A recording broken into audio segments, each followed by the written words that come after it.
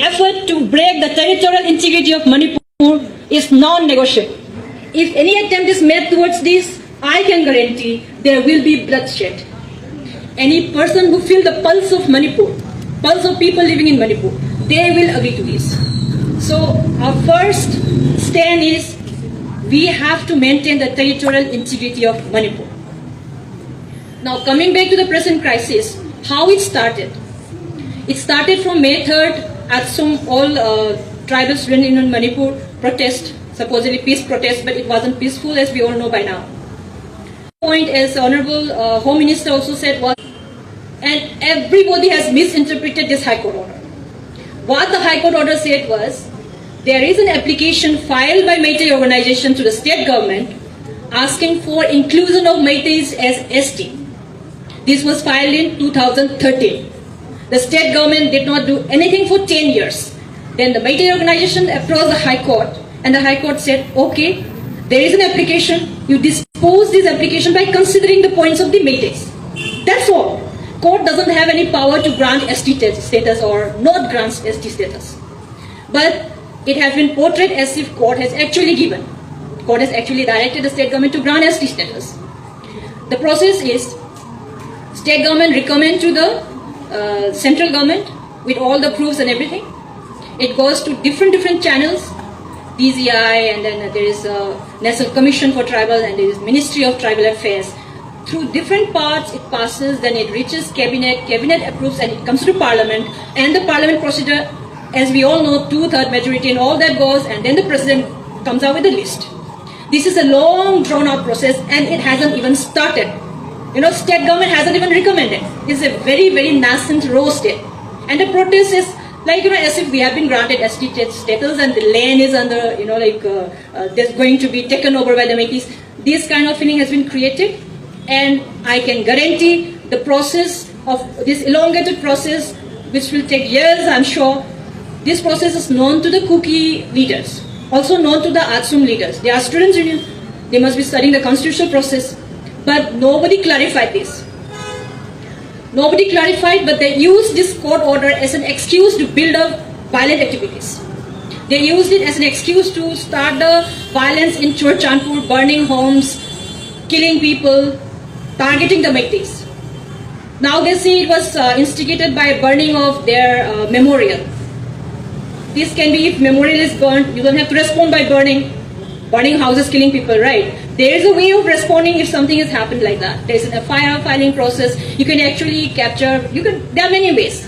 But this instigation has now, video has now come out that there is a view that this was created so that excuse to, commit this violent acts against Manipuris are created. They have an excuse for doing all those things. Now this, we can't say anything right now because these are under investigation. The truth will come out. CBI is investigating it. More than, I think, 5,000 FIRs are filed. So this will take time, but ultimately the truth will come out. So this is regarding the present crisis, how it started.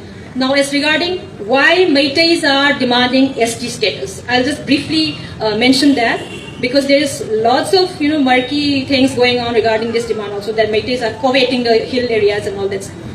That is not the sole matter. Okay, Meiteis are not allowed to buy lands in the hill areas. This is also a sore point. No problem. Like this, we admit that.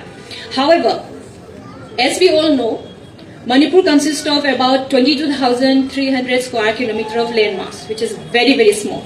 Out of that, 2,200 is the valley area, the oval-shaped area.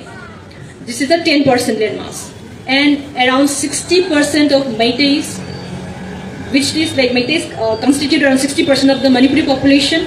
They stay in this 10% landmass. They cannot buy land in the hill areas. Till that it's fine, but hill area people and outsiders, Indians from mainstream, they can come and buy land in the valley region, 10%, which constitute 10% of the landmass. And ironically, once a ST person buys land in the valley people, they cannot sell it. Say a Meitei sell it to ST person, you want to buy it back, you cannot do that. Nobody knows this. We equally sell. Okay, it's fine. You have to, there's a process of buying it back. But it is almost impossible. You have to take permission from the district commissioner, and district commissioner has to consult the district hill council. So it's like almost impossible. So all these things, after knowing, we started having a existential crisis.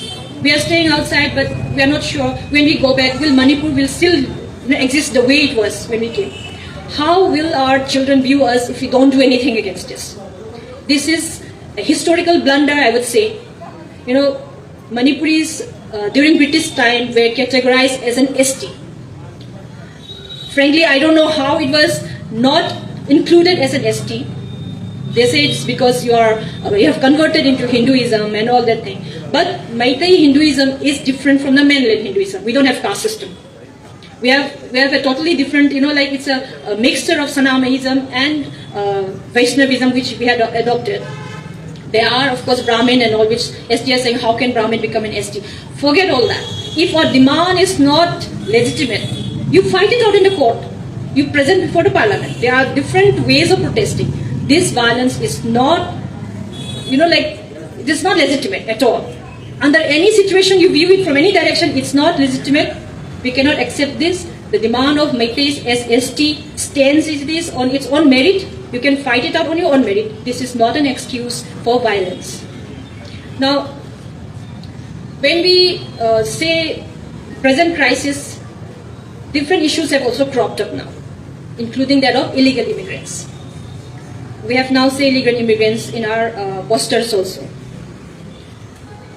What we want to convey when we say illegal immigrants is, we are not against all cookies. This is very clear. As I mentioned, tribes and Meiteis have been in existence in perfect harmony, celebrating all festivals. Like the Kut festival is a pure cookie festival, which Meiteis also join in to celebrate. So we are not against all cookies, but yes, Kuki Chin tribes coming from Myanmar, especially the militants, they, through the porous Manipuri-Myanmar border, they have been coming. This has been, it's not recorded, but this we can see obvious changes in the Kuki villages. Like when we see the data, Meitei villages are more or less same size or rather shrinking, but villages of the Kukis, especially in the border districts, they have expanded exponentially, almost 3 times. It's not possible for human population to expand within 30 years of span 3 times. It is very obvious that outsiders have also come in, not recorded, and obviously issued some form of Aadhaar and voter ID by interested people. We don't know. But this is a legitimate fear. We need to investigate this. And if they are outsiders, they should be kept as outsiders. They cannot join in and become citizens of India without following the process of becoming citizens of India. So we say demarcate citizens, non-citizens, give them rights as refugees, but they cannot demand their land as citizens of India and demand separate administration, instigate the innocent villagers. We cannot accept that. So this another protest is against the illegal immigrants. We need to secure our border. We need to stop militants, Kuki militants coming from Myanmar and from Bangladesh. Right now, today also we hear fighting is going on over there. When they fight over there, we feel the impact over here. And if we have a legal means of accepting them, that's fine, like Mizoram has done it since. Manipur, we don't have any system. We want this system to be in place. And another controversial issue I want to touch is the poppy plantation. Is there poppy plantation? Yes, it's a fact, it's there. One Kuki MLA posted her photo in a poppy field holding the poppy flower. Very apparent, and there are videos circulating. Media people, YouTube channel, one person was going there interviewing them, and he's showing around, this is my poppy, I'm earning this much money. All these things are going around. But other communities are not involved, we cannot say that. And Meiteis are not also squeaky clean in this. There is a nexus between drug cartel, politicians, and militants. From where the guns are being sponsored by? Who is funding the guns? From where the money is coming from? It's obviously from drug money.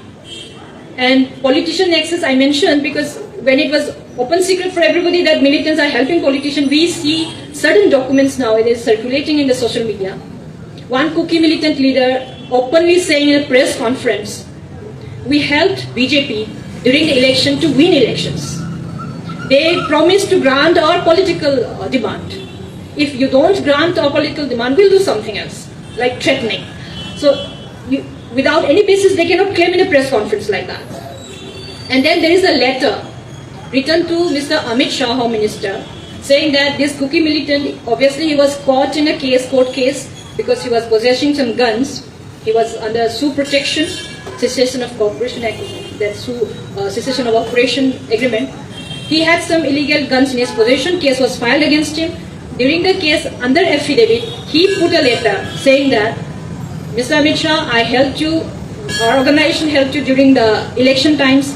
Your Ram Madhav ji came, then Assam Chief Minister, he also came. We agreed and helped you win the elections. Now I'm facing this problem in the court case. Help me out.